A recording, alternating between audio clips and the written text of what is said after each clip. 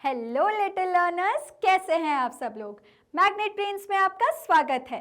Finally आपका wait होता है खत्म, क्योंकि आज से हम स्टार्ट करने वाले हैं क्लास 5 की इंग्लिश एनसीईआरटी बुक।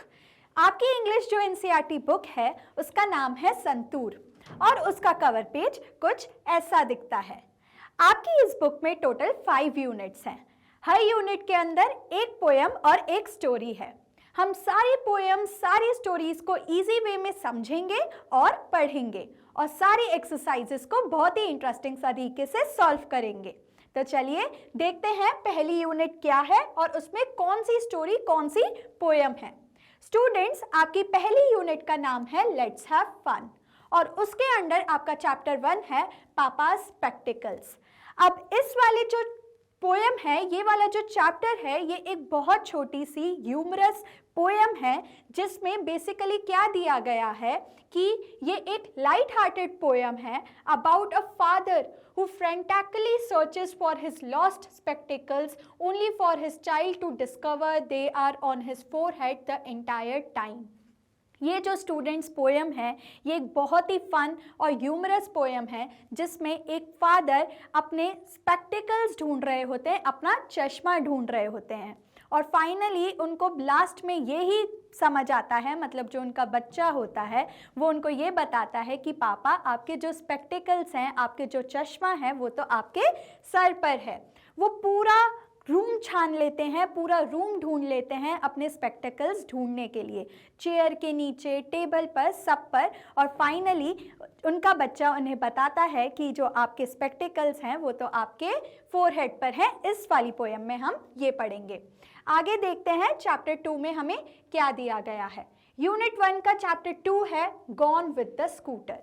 अब इस चैप्टर में स्टूडेंट्स हम लोग एक गोपी, एक छोटा बच्चा है, उसके बारे में उसकी स्टोरी पढ़ेंगे।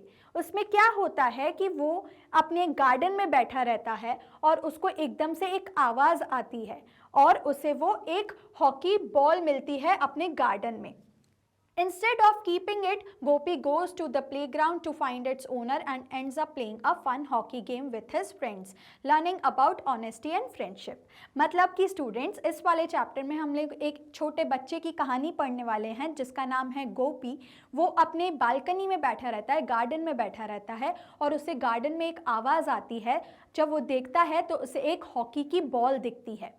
अब वो सोचता है कि ये हॉकी बॉल तो मैं अपने पास नहीं रख सकता क्योंकि वो बहुत ज़्यादा ऑनेस्ट होता है। तो वो क्या करता है कि उसको ओनर को ढूंढने के लिए, उस बॉल के मालकिन को ढूंढने के लिए गार्डन में जाता है अपने फ्रेंड्स के पास। जब वो अपने फ्रेंड्स के पास जाता है तो वो उधर क्या करता है कि वो खेलना स्टार्ट कर लेता है और हॉकी गेम को खेलता है और अपनी फ्रेंड्स के साथ पूछता है कि ये बॉल किसकी है।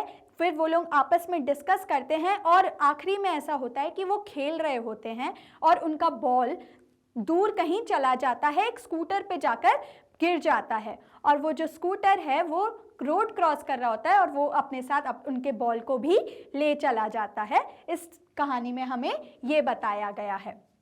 आगे देखते हैं। नेक्स्ट यूनिट है आपकी माई कलरफुल वर्ल्ड। अब माई कलरफुल वर्ल्ड यूनिट के अंदर आपकी जो पहला पोएम है वो है द रेनबो और इस पोएम में स्टूडेंट्स हम लोग रेनबो के बारे में पढ़ेंगे। ये एक नेचर पोएम है जो सेलिब्रेट करती है किसकी ब्यूटी को, रेनबो की ब्यूटी को, और कंपेयर करती है मैन मेड स्ट्रक्चर्स से। मैन मेड स्ट्रक्चर्स मतलब जैसे कि ब्रिज। अब आप देखेंगे कि जो आपका रेनबो होता है वो भी आर्क शेप में होता है और जो ब्रिजेस होती हैं वो भी आर्क शेप में होती हैं। तो इस पोएम में हमने रेनबो को किससे कंपेयर किया है, मैन मेड स्ट्रक्चर्स से कंपेयर किया है जैसे कि ब्रिजेस। और ये पोएम हाईलाइट करती है नेचुरल वंडर्स को, मतलब कि जो नेचर की सीनिक ब्यूटी है, जो नेचुरल चीज़ें हैं उसको सेलिब्रेट करती है और बताती है कि जो नेचुरल चीज़ें हैं वो मैन मेड क्रिएशंस, जो मतलब जो इंसानों ने बनाई हैं चीज़ें, उससे ज़्यादा मैजिकल है। इस पोएम में हम लोग रेनबो के बारे में पढ़ेंगे, उसकी ब्यूटी के बारे में पढ़ेंगे। देखते हैं हमारा नेक्स्ट चैप्टर क्या है। यूनिट 2 के अंदर आपका नेक्स्ट चैप्टर है द वाइज पैरट। अब स्टूडेंट ये एक जो स्टोरी है ये एक मर्चेंट के बारे में है और एक पैरट के बारे में है। इस स्टोरी में एक रिच मर्चेंट होता है जिसने एक पैरट को केज में बंद करके रखा है और बताया गया है जो पैरेट है वो उसको फ्रीडम चाहिए रहती है, उसको आज़ादी चाहिए रहती है। ये स्टोरी जो हाईलाइट करता है, किसको हाईलाइट करता है? लव और केयर को हाईलाइट करता है। और ये हमें बताता है कि हमें सारे एनिमल्स को प्यार से रखना चाहिए, केयर के साथ रखना चाहिए और उनको केज में बंद करके नहीं रखना चाहिए, फ्रीडम देनी चाहिए, उनको आज़ादी देनी चाहिए। इस चैप्टर में हम लोग इसके बारे में पढ़ेंगे। स्टूडेंट्स, अब आगे बढ़ते हैं और देखते हैं क्या दिया गया है।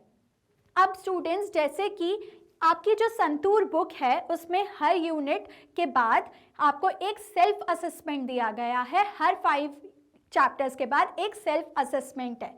उसमें आप खुद को असेस करेंगे कि जो भी हमने चैप्टर्स पढ़े हैं अब तक उसको आप पढ़ पा रहे हैं कि नहीं, उसके जितने भी क्वेश्चन एंड आंसर्स दिए गई हैं, जितनी भी एक्सरसाइजेस दी गई हैं, आप उनको सॉल्व कर पा रहे हैं कि नहीं।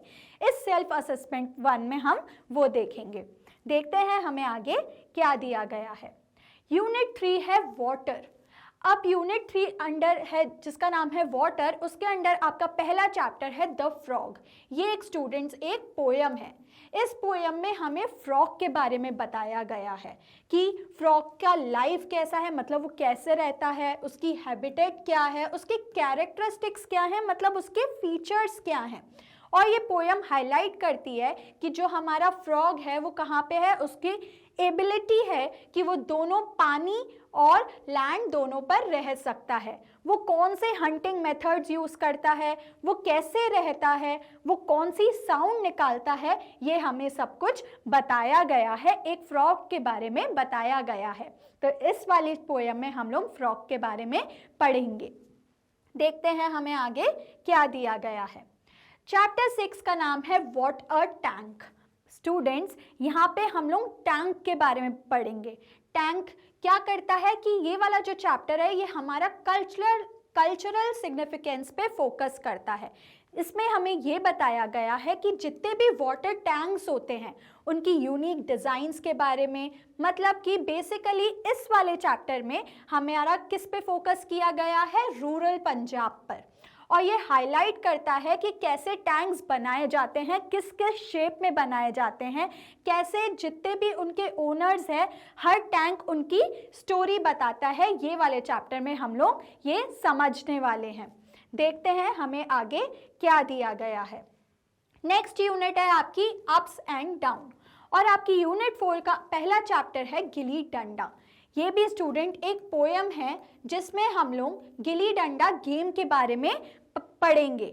ये हमें इंट्रोड्यूस कराता है हमारी ट्रेडिशनल इंडियन गेम जिसका नाम है गिल्ली डंडा, जहाँ पर कैसे प्लेयर्स खेलते हैं, क्या उसकी टेक्निक होती है खेलने की, क्या उसके रूल्स होते हैं, क्या रेगुलेशंस होते हैं। ये वाली पोयम में हम लोग गिल्ली डंडा के बारे में सब कुछ पढ़ेंगे। The chapter aims to teach children about this cultural game. इस चैप्टर का एम क्या है, मोटो क्या है कि आपको इस गेम के बारे में, इस इंडियन कल्चरल गेम के बारे में जिसका नाम है गिल्ली डंडा, उसके बारे में पूरी इंफॉर्मेशन दे सके ताकि आप लोग, और ये पोयम हमें ये भी प्रमोट करती है कि आप रीड करें, अपनी जो ट्रेडिशनल गेम्स हैं, जो इंडियन ट्रेडिशनल गेम है उसके बारे में जानें और सीखें। देखते हैं हमें आगे क्या दिया गया है। नेक्स्ट आपकी जो यूनिट 4 है उसका नेक्स्ट जो चैप्टर है उसका नाम है the decision of the panchayat. अब स्टूडेंट्स, इस स्टोरी हमें क्या बताती है, एक हार्डवर्किंग फार्मर के बारे में बताती है जो एक कुआं खरीदता है एक कनिंग नेबर से, मतलब जो उसका एक पड़ोसी है, एक फार्मर है, उसका जो पड़ोसी है वो बहुत ज़्यादा कनिंग होता है, बहुत ज़्यादा चतुर होता है। तो अब ये जो फार्मर होता है वो उस कनिंग नेबर से, कनिंग पड़ोसी से एक वेल खरीदता है, एक कुआं खरीदता है। अब क्या होता है, बाद में जो ये कनिंग नेबर है, मतलब जो उसका पड़ोसी है जिससे उसने वो कुआं खरीदा है, वो उसको मना कर देता है कि अब तुम इसमें से पानी नहीं लोगे। तो वो कैसे इन सारी चीज़ों को डील करता है, क्या करता है, वो फार्मर पंचायत के पास जाता है, पंचायत के पास अपनी जाके ये पूरी प्रॉब्लम को बताता है और फिर पंचायत उसको एक फेयर डिसीजन देती है। तो इस चैप्टर में हम लोग ये स्टोरी पढ़ेंगे कि कैसे उस फार्मर की पंचायत हेल्प करती है। देखते हैं हमारा आगे क्या दिया गया है, नेक्स्ट चैप्टर किसके बारे में है। लास्ट आपकी यूनिट है जिसका नाम है वर्क इज वर्शिप। उसमें आपका पहला चैप्टर 9 है जिसका नाम है वोकेशन। ये एक पोयम है जिसमें एक बच्चा होता है, वो क्या करता है, वो एक्सप्रेस करता है, वो ये चाहता है कि वो फ्री रह सके, एक हॉकर की तरह, एक गार्डनर की तरह या एक वॉचमैन की तरह। पर फाइनली वो लास्ट में ये जाके रियलाइज़ करता है कि हर जॉब में हर अपनी अपनी डिफ़िकल्टीज़ होती हैं, अपने अपने चैलेंजेस होते हैं और हर जॉब के अलग अलग जॉयज़ होते हैं। अगर एक चीज़ में हमें मज़ा आ रहा है, मतलब एक चीज़ के कुछ फ़ायदे हैं तो कुछ नुकसान भी हैं, लेकिन पहले जब वो घूम रहा होता है, आसपास अपने लोगों को देख रहा होता है, कभी वो वॉचमैन देखता है, कभी वो हॉकर देखता है या कभी वो गार्डनर देखता है, तो उसको लगता है कि काश मैं भी यही काम कर रहा होता। पर लास्ट में उसको धीरे धीरे पता चलता है कि जैसे कि अगर कोई गार्डनर है तो उसके अलग चैलेंजेस हैं और अलग जॉयज़ हैं, ऐसे ही हर जॉब के अलग चैलेंजेस और अलग जॉय है, ये लास्ट में उसको पता चलता है। आगे देखते हैं। यूनिट 5 में आपका लास्ट चैप्टर है ग्लास बैंगल्स। अब ये वाला जो चैप्टर है स्टूडेंट्स, ये फोकस करता है traditional craft of bangle making in Firozabad and how young people can blend new designs with established techniques. अब इस चैप्टर में हम लोग ग्लास बैंगल्स कैसे बनाई जाती हैं फिरोज़ाबाद में और कैसे न्यू डिज़ाइंस बनती हैं उसके बारे में पढ़ेंगे, और कैसे इसको ट्रेडिशनली बनाई जाती हैं हमारी बैंगल्स, उसको कैसे डिज़ाइन किया जाता है, कुछ टेक्निक्स होती हैं बैंगल बनाने की, उसको हम लोग पढ़ेंगे। तो इसी के साथ हमारे जितने भी सारे चैप्टर्स हैं हम लोग ये कवर करेंगे, एक एक चैप्टर को पढ़ेंगे, समझेंगे और उसकी एक्सरसाइजेस को सॉल्व करेंगे। और जैसे कि मैंने आपको बताया कि आपकी इस बुक में हर 5 चैप्टर के बाद आपको एक सेल्फ असेसमेंट दिया गया है, जिसमें आप खुद को पहचानेंगे स्टूडेंट्स कि क्या आप चैप्टर्स को रीड कर पा रहे हैं, कैसे रीड कर पा रहे हैं, आपको चैप्टर समझ आ भी रहे हैं कि नहीं, उनकी जितनी भी एक्सरसाइजेज हैं आप उनको सॉल्व कर पा रहे हैं कि नहीं। तो देखते हैं नेक्स्ट क्लास में हम लोग चैप्टर 1 के साथ स्टार्ट करेंगे, उसको पढ़ेंगे और उसको समझने की कोशिश करेंगे। ऐसी और इंटरेस्टिंग वीडियोस देखने के लिए स्टूडेंट्स आप मैग्नेट ब्रेन्स के यूट्यूब चैनल, मोबाइल एप्लीकेशन और वेबसाइट को विजिट कर सकते हैं। ई नोट्स और ई बुक्स का लिंक आपको डिस्क्रिप्शन बॉक्स में दिया गया है। Magnet brains high quality education provide करती है free of cost. Magnet brains के कुछ टॉप कोर्सेज हैं जो आपको हिंदी और इंग्लिश दोनों मीडियम में अवेलेबल हैं। आप हमें बाकी प्लेटफॉर्म्स पर भी फॉलो कर सकते हैं। लाइक, शेयर और सब्सक्राइब करें। मिलते हैं अगली क्लास में। Until then take care and keep learning.